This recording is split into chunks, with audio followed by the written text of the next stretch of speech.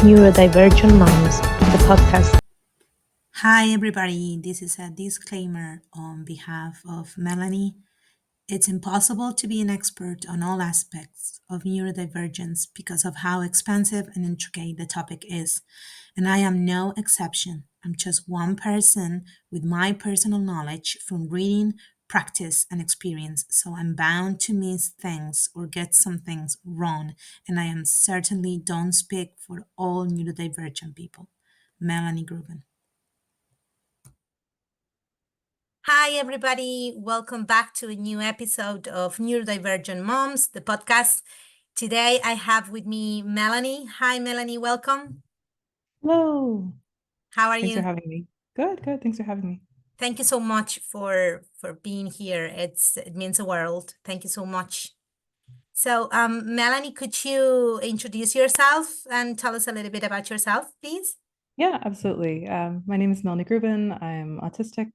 I'm a practicing psychotherapist. I've been working in therapy for about 5 years. I trained in youth counseling with a focus in LGBTQ youth counseling in the United States with the Trevor Project. And I collaborate with Violet Psychology, which is a therapy practice based in Ireland. Great. Where are you from originally?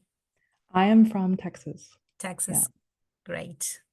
Lately, I'm all about Texas because we're watching with my family the Young Sheldon show. Okay. Yeah. Very It is good. based in Texas, yes. Yeah, and there's a new one too, English teacher, that is based in Texas as well. That's supposed to be very good with one of my favorite comedians. Oh, great. So yeah, before we started recording, you were talking about some accommodations when we are on the camera. Yeah. So yeah. Absolutely. So when I'm starting a new video call, I like to offer people the chance for any adjustments, whether that be moving around, taking breaks, camera breaks, reclining even. And for myself, I don't typically look at the camera. So I'm going to be looking at the screen where I can get information about your face.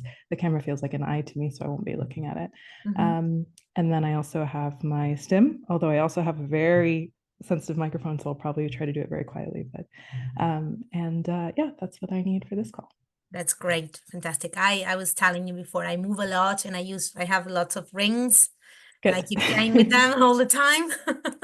So that's great. Okay, so let's start with the first question I have for you. It's can you tell us a little bit about your profession and what is your connection with neurodivergence? Yeah, absolutely. So I guess a lot of neurodivergent people would be fascinated with psychology and psychotherapy because once we figure out that we're different, we're like, how does it work? Why are people different? Why am I like this? Why are they like this? And so psychology is a very common special interest for neurodivergent people. So I got into it. I've studied. And you'll find in therapy that there's a real lack of therapists who understand neurodivergence firsthand. So someone may have done like a webinar or a training or whatever, which is important and helpful. But when people lack the firsthand experience or like the really deep knowledge, it can be difficult to give really attuned care. And so I feel like there need to be more neurodivergent people in psychology, and I'm happy to be one of them. Great, that's fantastic. And can you tell us a little bit about your own diagnosis process? Were you diagnosed as an adult, or how was it? Yeah, that's actually a great question. So one of my early psychotherapists remarked on my father secondhand, and then that kind of got the gears turning for me. And over time, going through school and doing a lot of self-study, I self-identified. So I do not have a formal diagnosis. And while I think formal diagnosis is very, very important, and we'll definitely talk about that, I'm sure, self-identifying is valid. There's a psychologist I really love. She goes on Instagram as the expert ally, and she says that if you suspect that you're neurodivergent, you're probably onto something. Now, it may not be exactly the diagnosis that you think it is, but you can tell when you're different. Yeah, definitely. And and when you spend your whole life realizing that you're different, sometimes you just need a little bit of validation. But the formal diagnosis can help a lot. For myself, it was just context clues. I went to fill out actually the form for the adult autism practice, which is a very wonderful neuroaffirming diagnostics practice here in Ireland. And the screener itself, with all its questions, was actually so affirming Yeah. that I was like, you know what? I don't think I have any question. I think I'm sure. Yeah. And it's also in my family, so you can kind of see the patterns. Great. It's so nice that you're bringing this up, the self-diagnosed thing, and it's also valid because the process itself can be so overwhelming, right? It's so difficult, and some people they're not just ready to go through it, and it's fine. And sometimes we feel like, oh, if I don't have the formal thing, it doesn't mean I'm not. And yeah, I totally agree with you. So yeah, that's The great. reality is that the diagnosis is not accessible to many people. You Hmm. know, um, some of the some of the organizations in the autism organizations in Ireland are fighting for public funding for adult diagnostics. Hmm. Um, but the reality is at the moment, it's very inaccessible for some people, Yeah. and accommodations are still needed in the meantime, even when you don't have the however much. And I think we're all hoping for a world in which there is funding for adults and it doesn't have to be just children who are often on waiting lists for years anyway.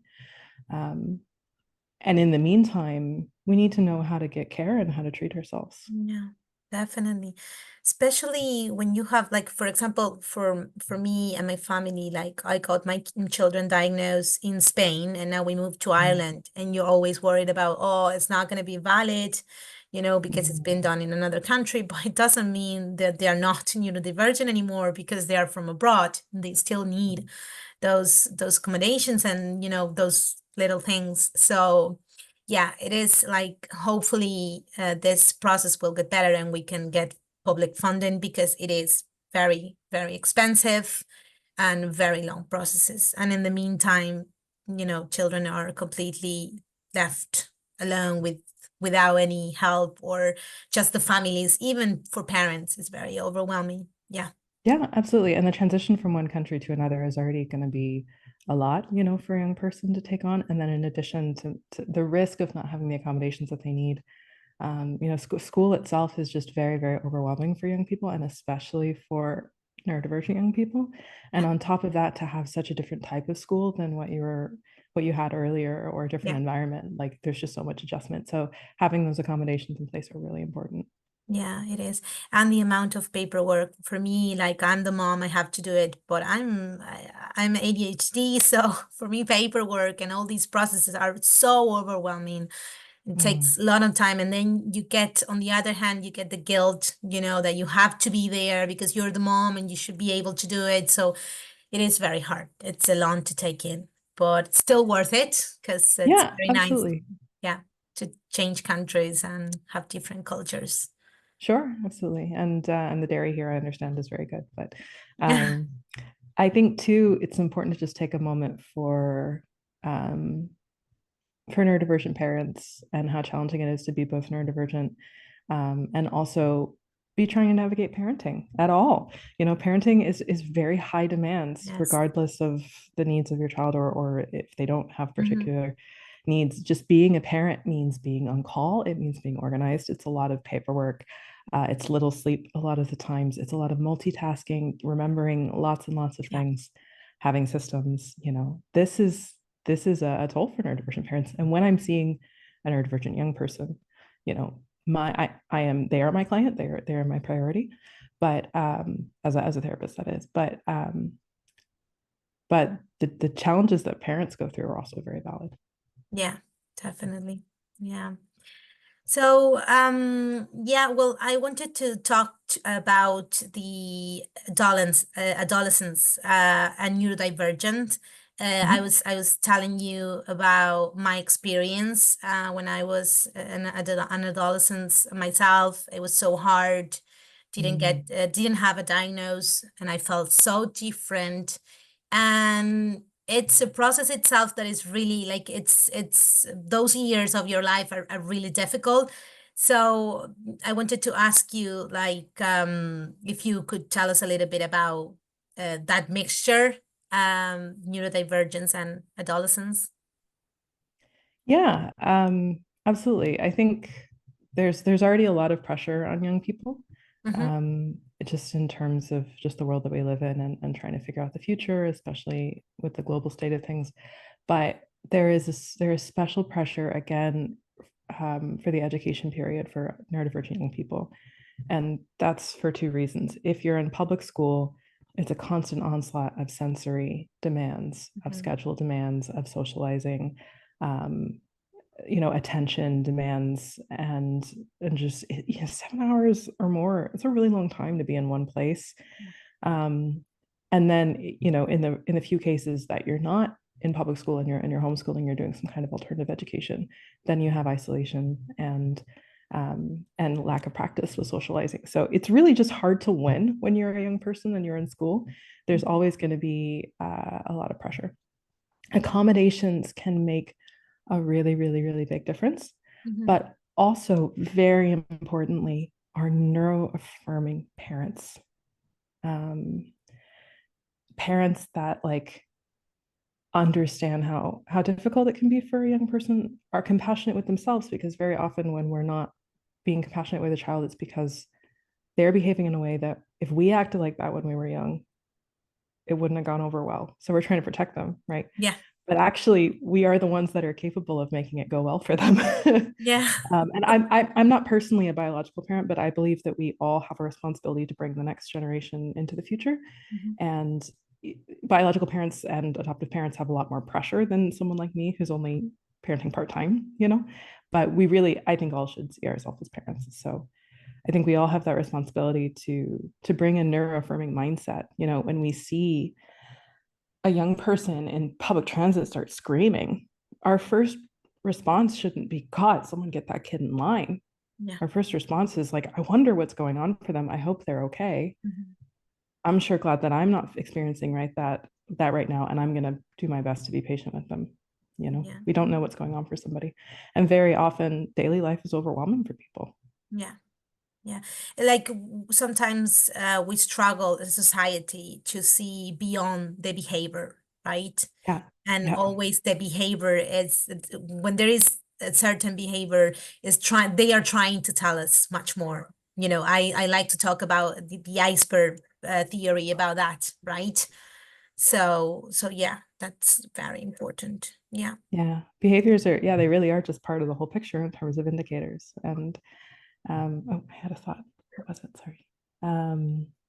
Oh, yeah, conformism being a big focus of society in general, and how the way that someone moves their body through space, or the way that they speak, it really is expected to be in a certain way. Yeah. And if not, ostracization, right? Loss of opportunity and inclusion and all these things. But one of the most basic things for the mental health of a neurodivergent person is to be physically regulated. And that very often looks like stimming and spinning around and rocking back and forth and hugging yourself and listening to loud music and dancing and all these things that if we did that at a bus stop, we'd be treated like a crazy person. Yeah. And some people, depending on how they look, would have the police called on them. Yeah. And so it's actually not a safe world to do the things that we need to feel calm and steady and regulated, Mm-hmm. And that's where the role of the parent comes in. A parent can't make the world safe for a child, Mm-hmm. but a parent doesn't have to do the job of creating unsafety in the home. The Yeah. world will toughen the child up for us. We need them to know that at least within these four walls, that they can express and stimulate and regulate in the ways that make the most sense to them. Yeah. Yeah, now that you're bringing that up, like, for example, the fact that when you are at school and you're expected to be making eye contact with the teacher, Yeah. and then if they are talking, you cannot do anything else but just look at that, look at the whiteboard or whatever. And that is so difficult for so many people, like even for myself, like I find myself just, drawing on a paper or doing something else, and that's my way of getting focus. And if you're doing that at school, it's something that you're not allowed to, and that is also regulation, and it's It not is. seen as that as such. No. Yeah. And not everybody is able to take in information while sitting still and looking in one direction, like that listening is not happening there. All the focus is going on performing the way that listening is supposed to look rather than actually listening. And then that brings in questions about the purpose of school. Is the purpose of school to help people learn, or is it to make a good worker? Yeah, definitely. There's a whole another episode about that. Yeah, for sure. But yeah, I personally, I think, and I need to get into this because I'm a teacher myself. I'm not working as a teacher at the moment, but I think that even though the academic part is quite important, I feel like the school should be seen as a gym for you to be able to build up your muscles, to be able to connect with your emotional part, to learn how you like who you are, what do you need, all those things that we don't learn at school. And we're trying we're trying to get all the children to do the same, to behave the same, to learn the same way. And that's not how it, like, I feel that within the education system there's a fear for difference, right? Yeah. We feel like there's a problem when you are different, when you stand out, when and I feel like that should change, like from the Yeah, bottom to the top. Yeah, like absolutely. A complete transformation. And critical thinking as well should be taught. And that's something that neurodivergent people will do anyway, because we find holes in things. And that's a good thing. That's how we yeah, improve things. And so that should also be, brought out. And then when you talk about school as a gym, school is part of where we practice what the rest of our lives will look like. yeah, And so knowing that like the future that we have relies entirely on young people, how are we going to equip them to take care of themselves? definitely. Just on performing listening as well, masking is something that we teach children and hoping that it will protect them. And unfortunately, it does the opposite, because long-term masking can create not only issues with identity and not being sure who you are, but chronic pain, fatigue, depression. These things can happen in the long run. And there will be some situations where we feel that we have to mask, but not everyone will be able to. So it's really important that we understand the importance of unmasking whenever it's safe to do so. Yes, definitely. And it's so funny that you bring this up because sometimes, like, we are, me and my husband, we are neuroaffirming parents. And even though we talk openly about this and about masking with our children and everything, sometimes they found a way of learning themselves how to mask. And you Yeah. were like, where are they? What is this coming from? Because it's not something that we do at home, or it's not something that I'm trying to teach them to do, right? But sometimes they just find a way, like, for example, especially in women and in girls, right? Like there's an extra pressure there. Like, for example, let's take ADHD as an example, right? Like if there is a boy, like this kind of way, like when boys are all the time moving and they're very active, and we tend to think that that is ADHD, blah blah blah. But then when it comes to girls, like I wasn't diagnosed, and I feel like none of my teachers would say that I was ADHD right now, because of the way, like, I knew what was expected from me, right, as a girl. So I knew exactly, like, even my giftedness helped me to learn what was expected from me, even though then once I get home, I can do anything to just, like, I explode. Like, I remember when I was little, it was terrible. So it's so funny how all of this is implied even in television, in films, in shows. It's all around us, right? So it is so hard to fight this and to try to teach them other ways. Like it's very hard. Yeah, it's so challenging. And I think the kind of breaking down after a school day is something that a lot of neurodivergent parents will identify with, Yeah. both as they were young and as they're watching and they're young people. Um, but the masking, I think, with girls is that in most parts of the world, an enormous responsibility is put on girls from a very young age. Yeah. To dress appropriately, to behave appropriately, to speak kindly.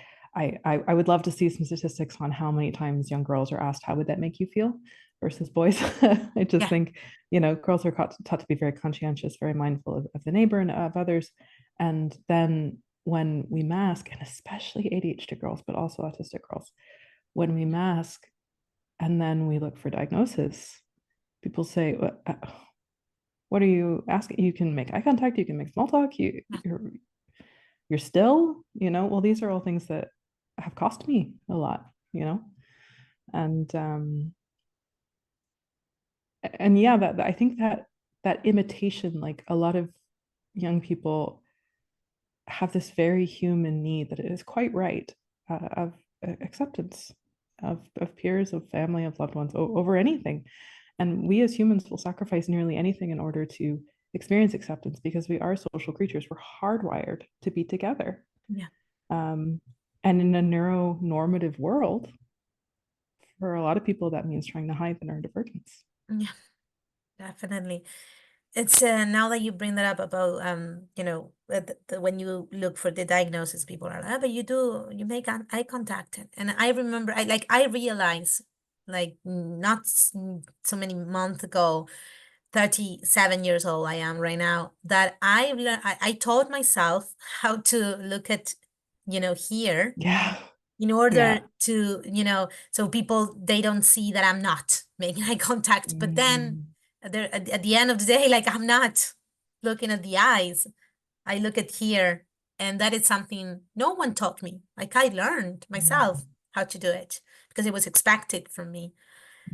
And now, like, I even remember, like, I have these flashes when I was little, like, just questioning myself, like, should I look at just one eye, both eyes? Should I just change? That kind of, oh, I've been looking at this eye for so long, I should switch to the other eye, and all these thoughts go into your mind while you are maybe listening to the teacher. So it's so difficult. And it's laborious, Yeah. it's quite a lot of work. And I think it's very, very valid that social situations too can be so draining for neurodivergent people, because there's just a lot of work that we're doing, the scripting, the analyzing, the post-match analysis, all the thinking that we're doing. And then, yeah, with the eyes thing, that's quite smart, although it's unfortunate that it was required. For me, I play music, and when I was a young person playing shows, I was sorry about the to look over. Oh, sorry, I was told. Melanie. We lost your, yeah, we cannot hear you anymore. Can you hear me now? Yeah. Yeah, we can hear you Okay, now. sorry about that. No worries at all. I was told to look when I was playing music when I was a young person. I was told to look over people's heads, Oh. and the person who told me that is now also a recognized autistic person. So these pieces of advice get around, but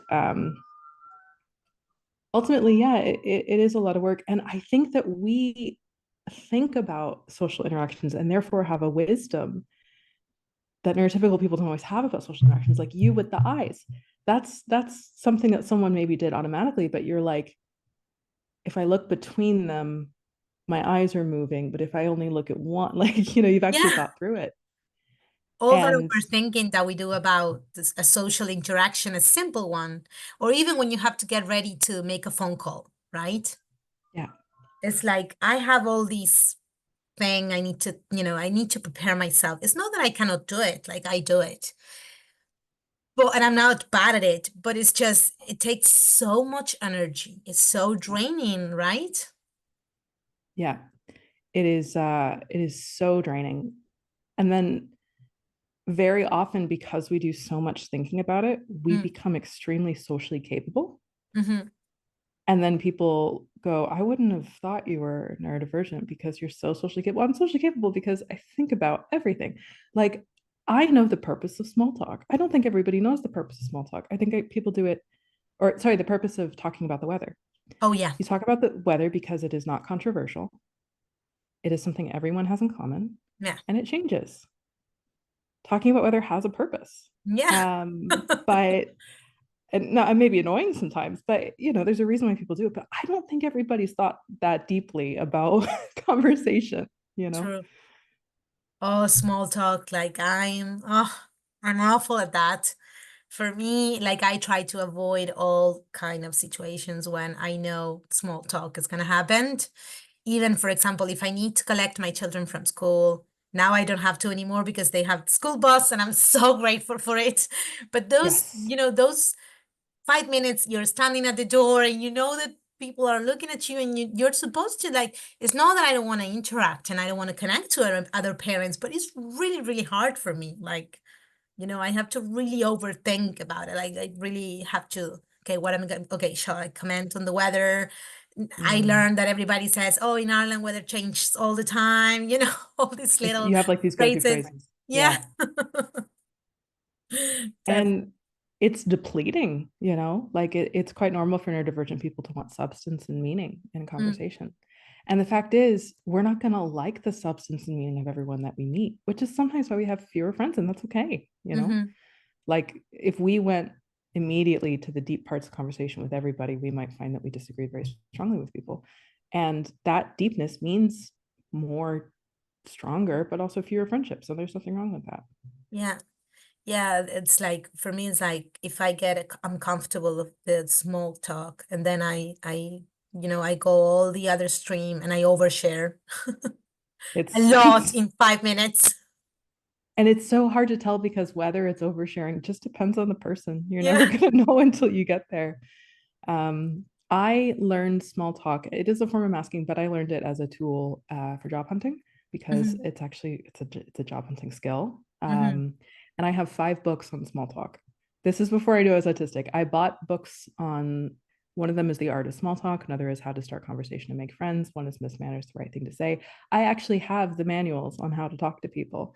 And I didn't know I was autistic, and now it makes sense. I can see them on my shelf there, but they're actually quite helpful. Um, I I just think it's also important to be able to turn it off and not do it by default. Yeah, that's my fear. I don't want to do it by default. So I guess Yeah. that's why sometimes I'm fighting against it. And sometimes I'm like, oh, I say it openly. I'm like, you know what? I'm awful at small talk. Sorry. And a lot of people will appreciate that because Mm. I think more people are neurodivergent than we think, Yeah, you know? definitely. Yeah. And I've more than once happened to me that the other person were like, oh, you know what? I don't like it either. And we're like, well, silence is good. Or sometimes even with that, like just talking about how we don't like small talk, then turn into another subject that for me is really interesting. And then Yeah. you realize that the other person is also neurodivergent and then you made a friend. It's yeah, it's a great place to be. I do try to do as little small talk as possible because it's just exhausting, Yeah. honestly. It's nice to talk about meaningful things like this. Yeah, definitely. I could talk about this hours and hours and I will be fine. Yeah. Most So definitely. just wanted to ask you, just, coming back to the adolescence subject, and as a Mhm. parent, like, what would you say, what red flags do you think parents could recognize uh, in their son or daughters? That's something that will tell them that it's not right. That, It's a great question. Looking for those signs of distress can really look different based on the young person and based on the situation. But the kind of two things that you'd be looking for with like the really elevated responses and the really diminished responses. So these are your meltdowns and your shutdowns, right? The overwhelm that young people experience, and adults too. It's not just young people. Like I have meltdowns as well. Can create what society would label as poor behavior or bad Mhm. behavior, and this can be so damaging to see it as something pathological when the demands of school and the jobs people have when they're young and their social demands. Meltdowns and shutdowns are reasonable responses to that for a neurodivergent person. So a shutdown could look like not being able to speak, not being able to do a task, not being able to clearly express what's going on for them. It could kind of be longer term in terms of depression, a lot of sleeping, difficulty socializing, difficulty regulating mood, and seeming like they're not able to rise to the demands. So when we see a young person unable to complete homework or unable to attend something, that's Mhm. not necessarily a sign of like rebellion or dislike or protest. It could just be like the energy resources aren't there because they're so overwhelmed. Mhm. And it can be as parents, and I say parents as like the global parents, we're close to young people when they're very small. And then when they get older, they start to put distance. And that's really painful because we often want to know what's going on for a young person when they're in a shutdown, and they're either too afraid to tell us, or sometimes they're just not capable of expressing. And then meltdowns are kind of the same way, in which, like, when we see this really explosive response, whether it be shouting or crying, falling to the floor, or kind of like verbal kind of things that you wouldn't have heard from them when they were younger, like that can be really scary, because it's like, where's my little guy? Like, where's this calm, sweet, or affectionate person that I used to know? And these adolescence is just hard, man, and so is school. And these are kind of normal things for a neurodivergent person to experience as they're going through all these challenges. And they're things that we experience as well if we let ourselves. And so the most important thing that a parent can do is to be understanding, to educate themselves about neuroaffirming perspectives, stay away from behaviorism and ABA and anything that leads to like trying to correct, or anything that focuses too much on behaviors or outward appearances. For example, ABA would talk about, let's say your young person is having a meltdown and they're shouting and they're saying, "Get away from me," and maybe they're throwing something. Like, ABA would be like, well, that's aggression. So we need to have applied behavioral analysis, by the way, is ABA. So we need to start a behavioral program to stamp that out. The compassionate, gentle parenting approach is, okay, so I can't let my kid yell at me, but let's be compassionate about where he's coming from and try to figure out what's going on. Psychotherapy and group support that is attuned to neurodivergence is really important, because there are things, it's really sad, but there's things that they'll tell a counselor that they won't tell their parents. And being able to get that care is really important. And then also, perhaps one of the more challenging things under capitalism and under this world that we live in is that sometimes the best thing you can do for overwhelm for a neurodivergent young person is removing demands. And that's really hard as a parent, because it's also your responsibility, and all of our responsibilities, to hold young people accountable to understand that the world will expect things of them. And that's just a hard call to make. And you won't always get it right. We won't always get it right. Sometimes we'll hold a young person to a demand that they're not capable of doing, and it will tip them over the edge. And sometimes we'll let a young person off the hook when maybe they needed more accountability. And it's just trial and error, compassion with the young person and with yourself, to understand that sometimes they're just protesting because people are like that. And sometimes they're protesting because they can't, the energy resources aren't there. And because they're learning this for the first time as well, they might not always have the words to communicate to you which is which. And so, coming from the perspective of gentle parenting, which is not authoritarian, but not overindulgence, but this middle place where I am boundaried, but I'm also gentle and understanding. That formula works with pretty much all children and young people, and it's the same with neurodivergent young people. I love that you use that word, compassion. It's so important. I think at the end of the day, everything is about compassion and connection, right? Because it's so important, like when they feel heard and they feel seen, even though you don't have the answer. Sometimes we don't have the answer as a parent, but to have your mother or your father there to support you and just to listen to you, that you're having a crappy day, maybe there's nothing we can do about it. Like, we all can have a crappy day, but just, the ability to be there, listening to them, it's just so important, and it makes such difference. It's huge, and it models to them what that will feel like later in life. What does it feel like to have a partner or a roommate or a friend that will just sit with me and not try to fix it? When they have that example ahead of time, then that sets them up for success later on. But if immediately, when our young people have big feelings, that we're immediately trying to squash them or fix them or make them go away, then that sends a message to the young mind that, oh, can't do the feelings thing, which of course doesn't make feelings go away, but it does make them feel shameful. And then that can have a knock-on effect with their relationships. So even though our heart is crying out to help the young person when they're struggling, sometimes acknowledging, you know what, I can't fix this, but I can sit here with you. Do you want to watch a movie? Do you want to just sit here and quietly for a minute? Do you want to go for a walk? Just to be with them. That's so powerful. Yeah, it is. It is so powerful.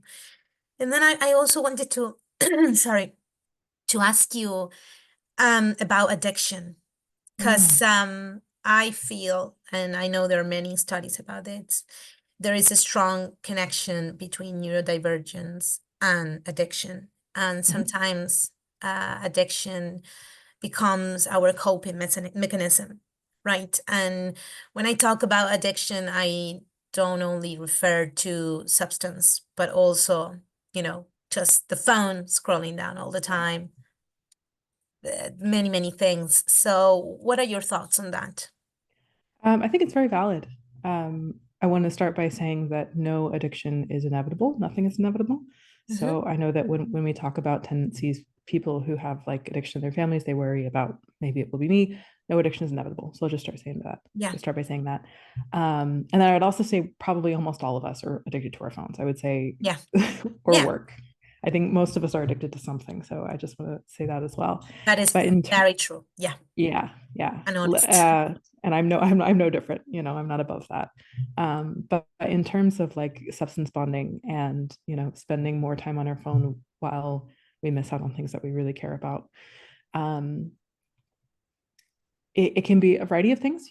Sometimes there is a stimulus seeking aspect, but very often certain substances, especially with certain kind of brains, are helping us get by.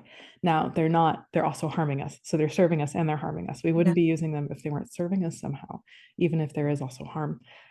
So stimulants like caffeine and speed, are sometimes things that ADHD people would use in order to feel calm and regulated.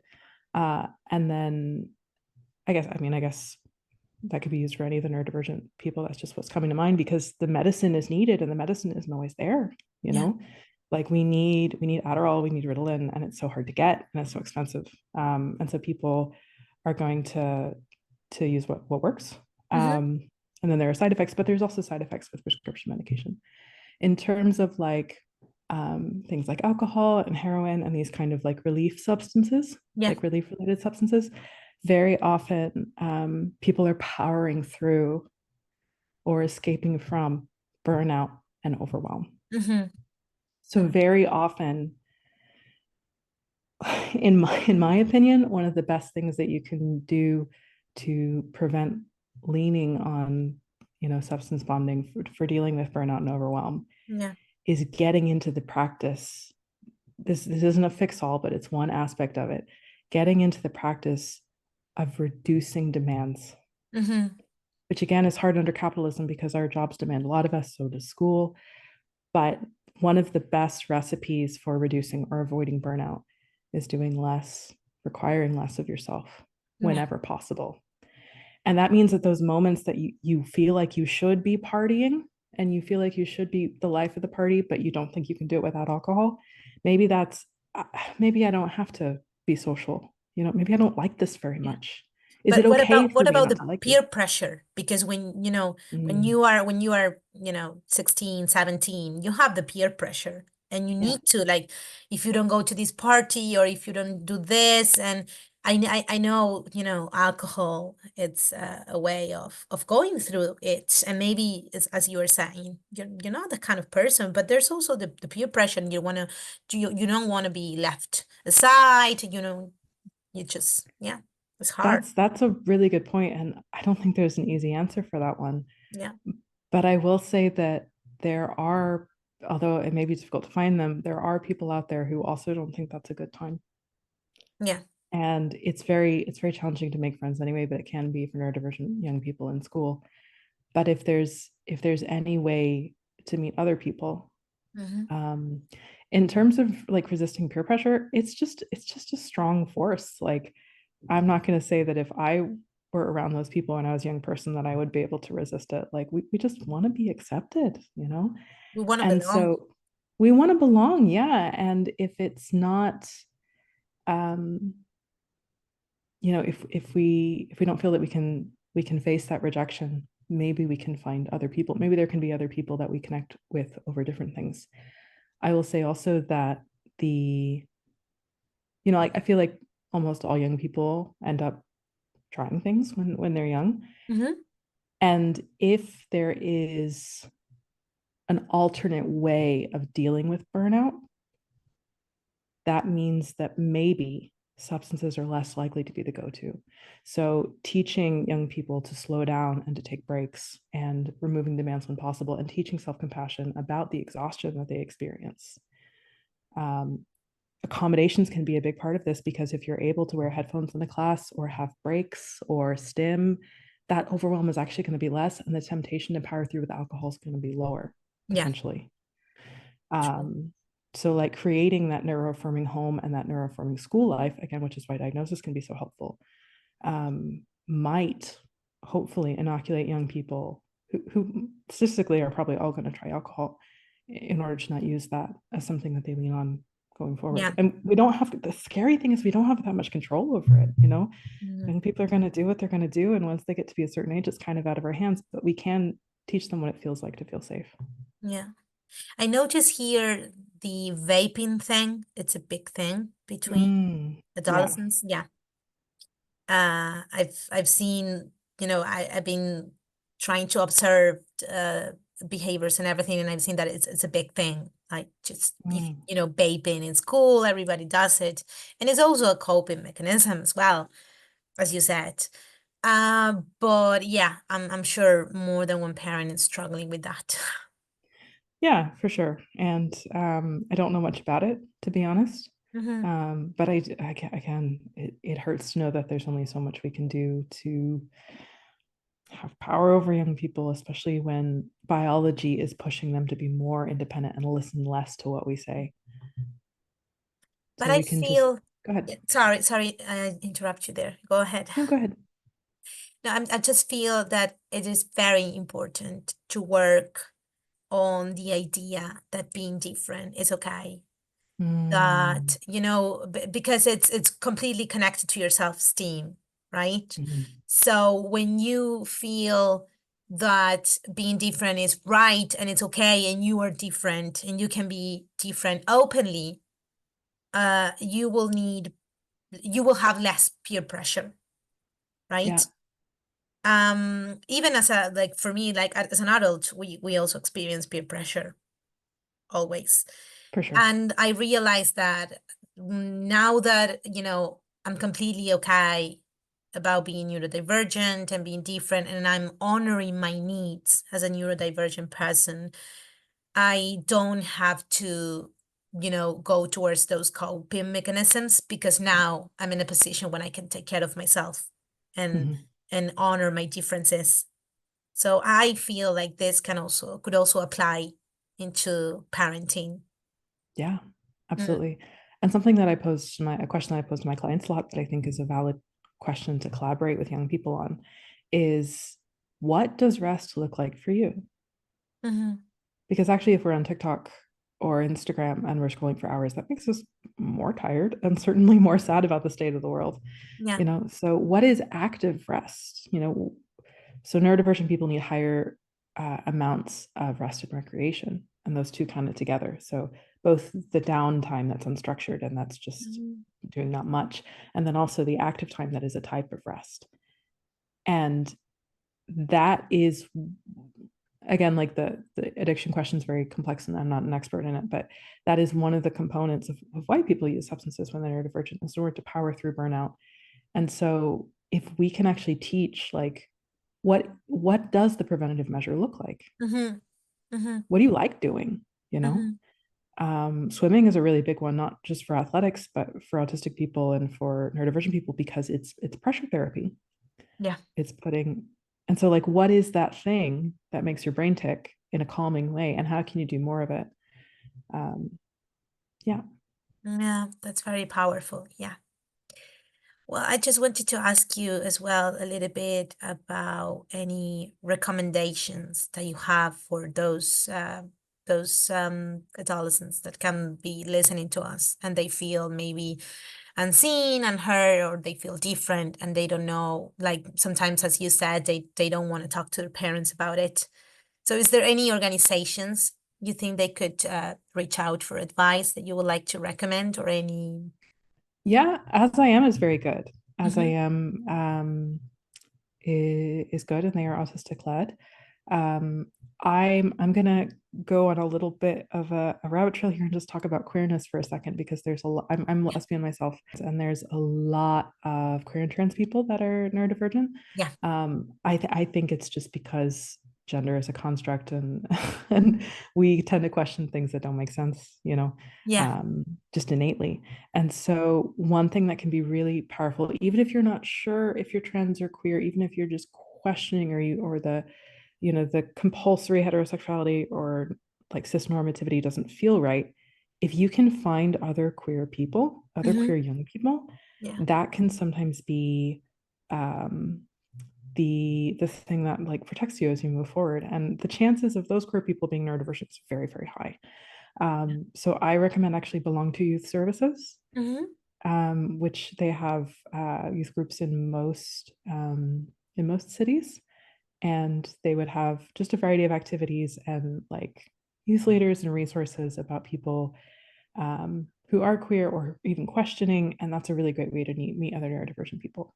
Wow. I think that finding those friends that do accept you and that are like you, and those weirdos that are strange like us, that can be a lifeboat for navigating all the stressors of school and the peer pressure and the people that you don't really want to hang out with, but you feel like you should.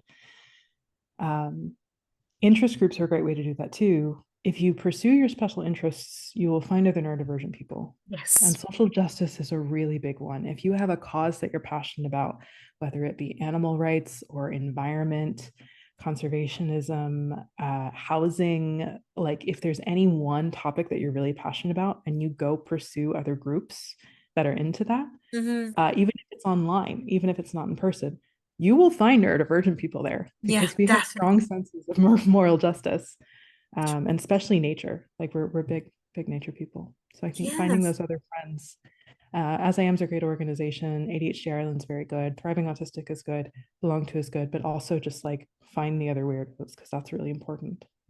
Yeah, it's very good that you mentioned the sexuality part and all that, because I feel that that is an age when you are questioning lots of things, and sometimes you don't have the people to talk about it, right? Because there is also, again, socially accepted is just the heterosexual model.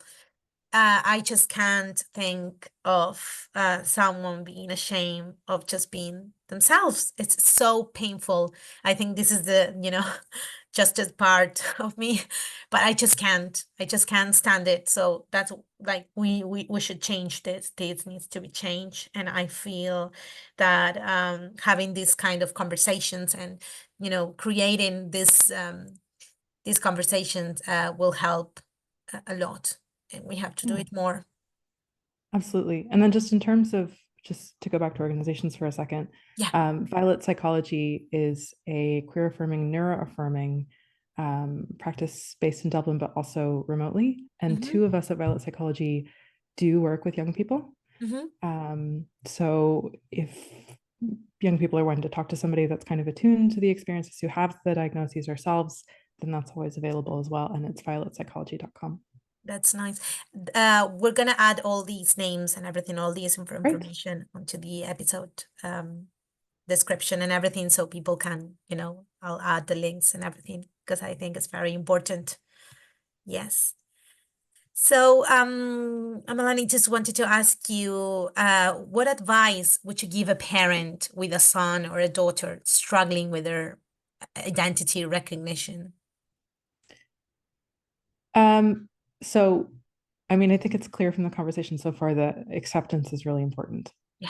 And when we as, like, again, global parents are really caring about young people, we can almost make the mistake of coming on too strong with our acceptance. And not that you can never have too much acceptance. You can never have too much acceptance. As much acceptance as you know. But we want to see ourselves as the good parent, right?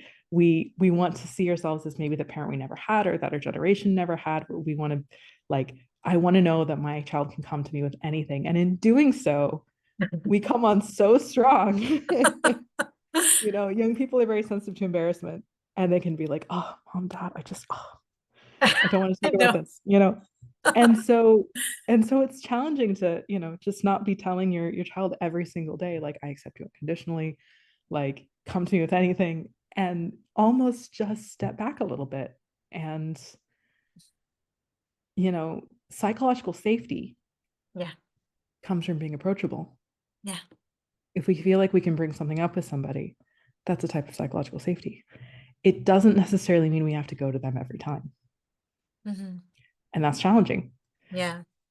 Again, because there's that protective instinct. Like, I know what the world is putting my young person through. There's even things I'm sure I don't know about. I just want to know that I'm their ally. And if you're indicating fairly frequently that you are an ally, they probably get it. Yeah. It can be so hard to not only, I think it's easy enough for a lot of parents to be compassionate with their child, but to be compassionate with themselves and know that, like, well, nobody's a perfect parent, but you are likely to be a good enough parent. Mm-hmm. Yeah, that's very powerful. It means a Sometimes lot. they have to come to us, and that's hard.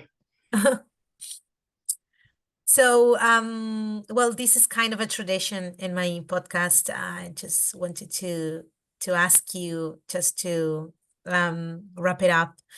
What advice would you give to another neurodivergent professional that you wish someone had given to you? Show up authentically. Yeah, it took me 4 years into my practice to be like, I'm gonna have STEM toys. I'm not gonna look at the camera. I'm gonna state who I am. You are helping people more by being unabashedly yourself than by being a stoic, stone cold, Freudian, superior, powerful being. Like, that authenticity and that realness is going to be the healing element for somebody. So just lean into it. I love it. Yes, totally true. I agree with you 100%. I think it's so important to do that, to be authentic. So important. Thank you. Yeah. Well, Melanie, I could be here talking to you for hours. Yeah, me too.